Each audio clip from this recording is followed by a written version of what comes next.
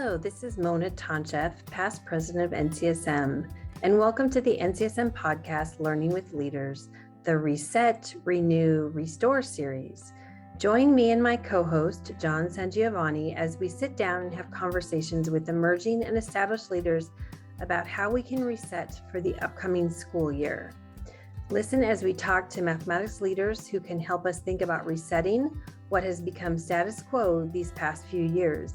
We will learn about their inspiration, perceptions, insights, and perspective. Listeners, fellow mathematics leaders, if you feel like current math instructional practices or student learning seems stuck or stalled, it's time to hit reset. Hello, everyone. I am Mona Tonchev, and welcome to the NCSM podcast, Learning with Leaders. We have a special addition to the Reset, Renew, Restore series this month. We are releasing 5 tidbits mini podcasts, highlighting the newest NCSM publication, Culturally Relevant Leadership in Mathematics Education. That's right, Mona. These are tidbits or bite-sized podcasts, and they're an appetizer for the landmark NCSM publication, and a taste of some great work featured in the NCSM annual in Anaheim. And oh, by the way, listeners, if you haven't, now is the time to register for that annual conference in September. And while you're at it, you should register a colleague and maybe another colleague. So that would be great. With us today, Mona, I'm so excited to talk to these two, is Natalie Crist. Natalie is a senior manager of content development with the Math Learning Center and teaches undergraduate content and method courses, as well as graduate math education courses at Towson University and McDaniel College here in Maryland. Natalie has been in public education for 25 years, starting her career in California, teaching bilingual students, and most recently, working in Baltimore County Public Schools in Maryland. She's served in a variety of roles, from classroom teacher to coordinator of mathematics to math specialist to school principal, and she's even co-authored a chapter, Playground Prejudice, in a soon-to-be-released book, Upper Elementary Mathematics Lessons to Explore, Understand, and Respond to Social Justice. Oh, and one more thing about Natalie, she is the web editor extraordinaire for NCSM, and so we thank her for all of that work. We also have with us today Georgina Rivera, who I fondly call Gina. She is NCSM's current second vice president. She is also a principal in a pre-K through grade 5 school in West Hartford, Connecticut. She's previously served as the elementary STEM supervisor for Bristol Public Schools, district-wide elementary math coach, and she began her career as a middle school math teacher. She has also co-authored, I believe, 2 books. Math by the Book for grade 1, and then Answers to Your Biggest Questions About Teaching Elementary Mathematics. She's participated on several NCSM writing teams as well.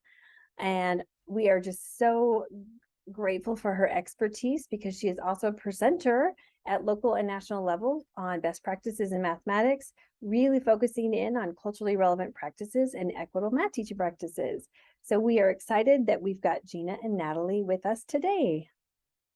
Thank you for having us. We're so happy to be here. Yes, thank you.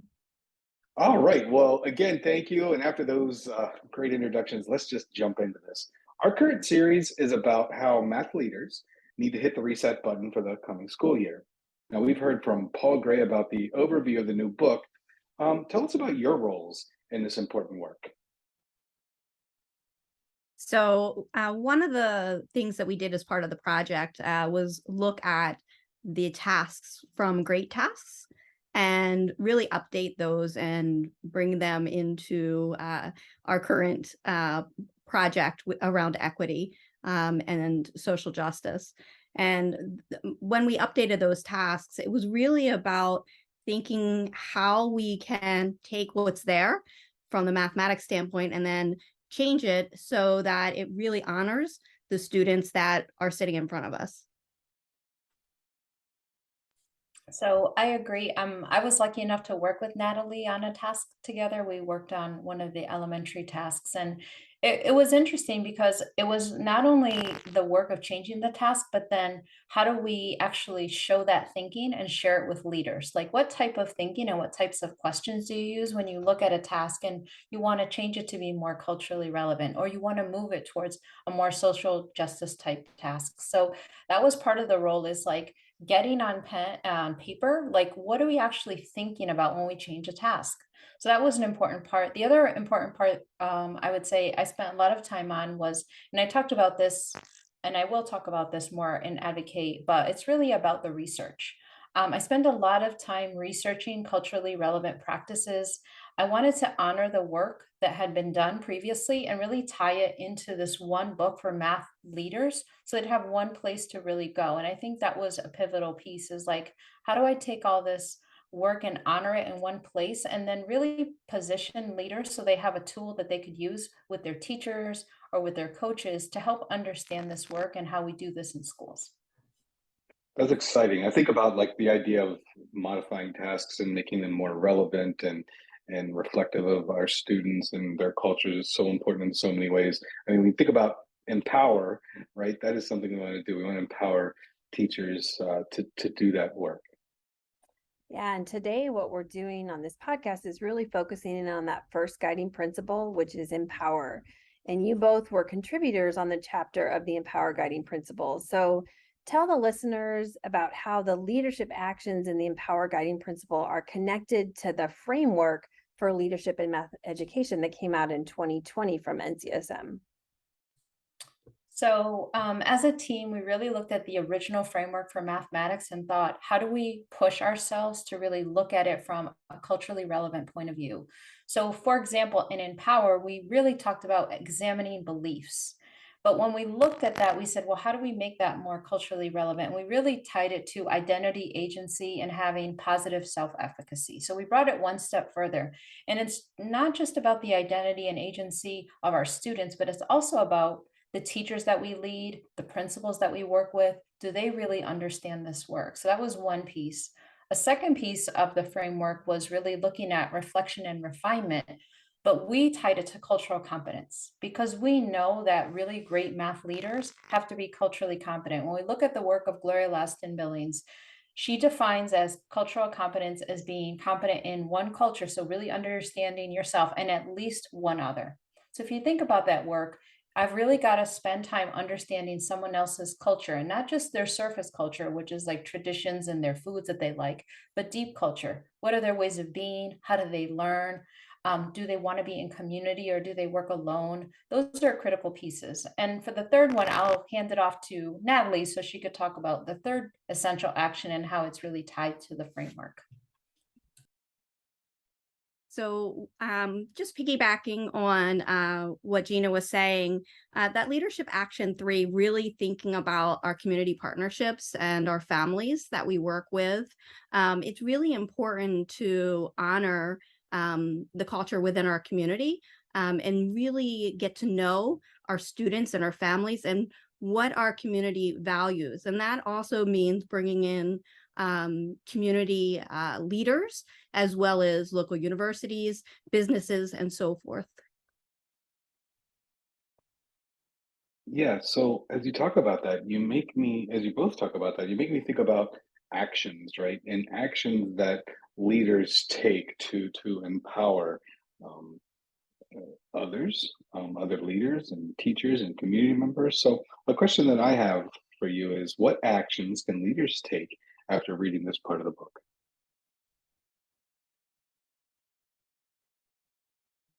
So I think part of it is where you're seated as a leader, whether you're in a school system position or whether you are in a school. So those decisions that you make are really part of that job dependency piece.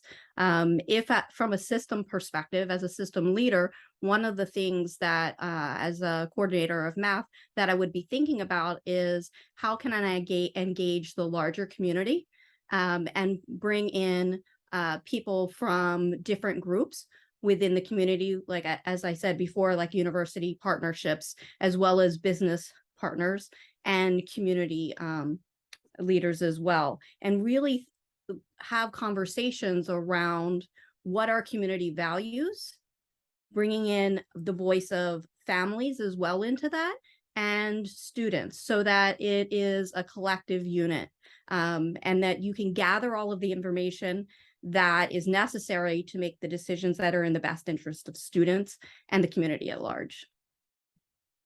That's nice. Gina, any actions, that you were thinking about that you would add to that? So I would just say, if I was just to say like an overall add-on, the idea of empower, the actions that you want to take is you can only empower people that you truly know. So if you look at the actions in this book, it's really tied to getting to know the people that you're working with, students, staff, families, and community. Because when you know them well, then you can empower them to not only help make decisions, like we want to bring them to the decision-making table, but also build an understanding about what is excellent mathematics instruction. I think what the framework does is it really talks about, like, one example that stood out to me is like the idea of family, and not always bringing family to us, but we go to the families, we go to the communities, and we find out what math are they doing, how can we bring it into our classrooms, and how do we really develop an understanding as leaders as to what they need. Many times we center ourselves as leaders, but the book really decenters all of us and really centers students and stakeholders and communities and families in a way that I haven't really seen in other publications. And that's what it really means to empower people, is get to know them and put them in positions where they're making important decisions about the way mathematics is taught at every level. Thank you, guys. It was interesting, Natalie, you mentioned something about if you're a system leader. Well, we all know that leaders come in have different roles. And I know that you both have different roles as leaders in mathematics education. So as a math leader, how do you see this book helping you in your work? So I'm guessing we're going to hear this throughout the series, but one of the things that I think that the book does well is it brings many tools to the leaders that they could use within their professional learning communities, they could use with their teachers, their coaches, that we can really reflect, so they can reflect on their practices. So throughout the book, you're going to see tools about looking at cultural competence and beliefs and how you engage in community. And what's nice is it looks at it from multiple perspectives. As you go through the book, you're going to see exactly what Natalie talked about. As a systems person, this is what you need to be thinking about. If you're a principal, these are things that you can be thinking about. So that's where I think this book has a lot of strengths. And when we got feedback from the reviewers, that was one of the things they pointed out, that this book really not only brings information to leaders about what does it mean to be culturally relevant, but here are the tools you can use with the people that you serve to help bring understanding around what it means to be culturally relevant as a leader. So that's like one really important thing that I think the book does well. Just building on what Gina is sharing around how this book can be utilized, there's so many possibilities for it. I see it in the courses that I teach at the colleges. I think with new and emerging leaders and new teachers, it's really important for them to develop these skills early on, and to really understand that it's not just about teaching the content, it's about teaching the students and understanding your students. And so I see it being able to be used in multiple venues, but I'm most excited about that because I feel like it can be really helpful to train our future leaders. Yeah, without a doubt, those are great points from both of you, and it made me think about my work as a math leader, and I'm sure Mona as well, and really all of our leaders who are listening. So we're at the beginning of the school year for most districts, or for most of our listeners, and one last question I have for you is, how do you see empowerment playing out over the course of a school year? So I have maybe two thoughts on that. The first one is the idea of empowerment talks a lot about math identity. And so at the beginning of the school year, I would say an important action that leaders can take is with their teams, first of all, find out about the math identity of the teachers that you work with, because some teachers have a very strong identity and see themselves as really good math teachers and mathematicians. where some teachers kind of struggle with that. So I think it's important to do that work with your teachers. I just recently, did a similar question with some staff members that I work with, and it's very interesting. Some people identify themselves as math people and some people don't. But then over the year, it's important that we then ask our students. So when we work with our students, are we attending to their identity, and are we doing things that will help build their identity? For example, empower them in the classroom, center their strategies, build upon their strengths. And so I see the work of empowerment as something that's going to last a whole entire school career, to be honest, but it's going to be the whole school year, because you're constantly attending to that identity. And one of the things we recommend in the book is measuring that. So through surveys, what are students saying about their identity? And that's really the work of empowering. But I would say from a leadership point of view, we're also going to ask our teachers, how do you feel about your identity, and how do you feel about teaching math? Do you feel like you're getting better? Are we building upon your strengths? Is the coaching that you're getting really helping you grow and helping you incorporate culturally relevant practices? So I really think, John, it's not like a one and done thing. It's like continuous improvement over time, just like cultural competence. You're never done. You're never done with becoming culturally competent, and you're never done with working on your identity, because it's constantly changing. The question is, what are we doing to cultivate a positive one for each and every one of our students? That's fantastic, and strikes so many chords with me. Natalie, are there any thoughts that you wanted to add to that? I will say Gina said that so eloquently. Yeah. And honestly, what I will just add is that part of that empowerment is understanding your beliefs about yourself and your math abilities, as well as just who you are and where you fit in with the larger community. I really think it's important for teachers to have a good identity around mathematics, so that they can then really support their students in building their identities. And so I think I'm thinking about this upcoming semester. I'm teaching an Algebra 1 course for elementary teachers. And we all know that algebra is not something that most elementary classroom teachers feel really comfortable about. And so that is one of the things that I would want to do, is have them look at themselves as a mathematics learner and as a mathematics teacher in that realm, and then think about their actions and how that impacts the students in their classrooms. So I think that empowerment, it can really make a lot of growth and changes when students and teachers and leaders believe that kids can actually do the math and learn, and get rid of that deficit thinking and that deficit mindset.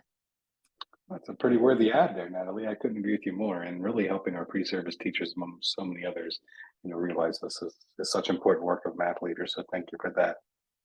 Yeah, I agree. I think empowerment for me is something that it's consistent, like it's never done.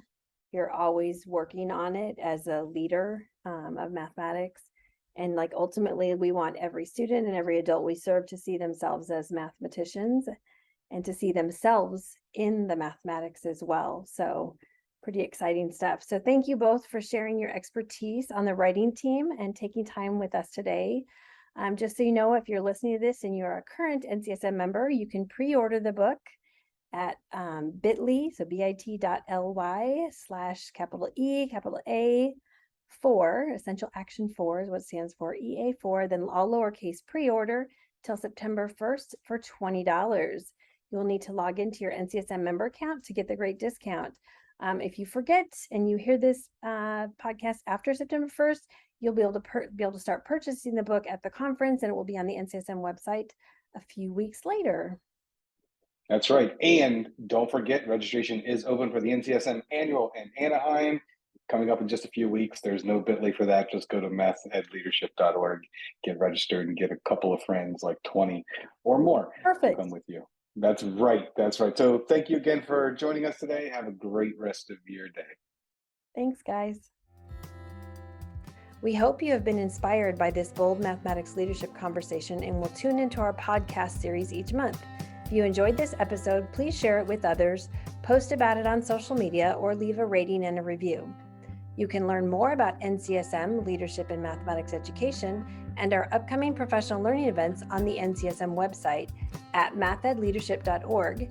You can also follow NCSM on Twitter at mathedleaders using the hashtag NCSMBold. Thanks again.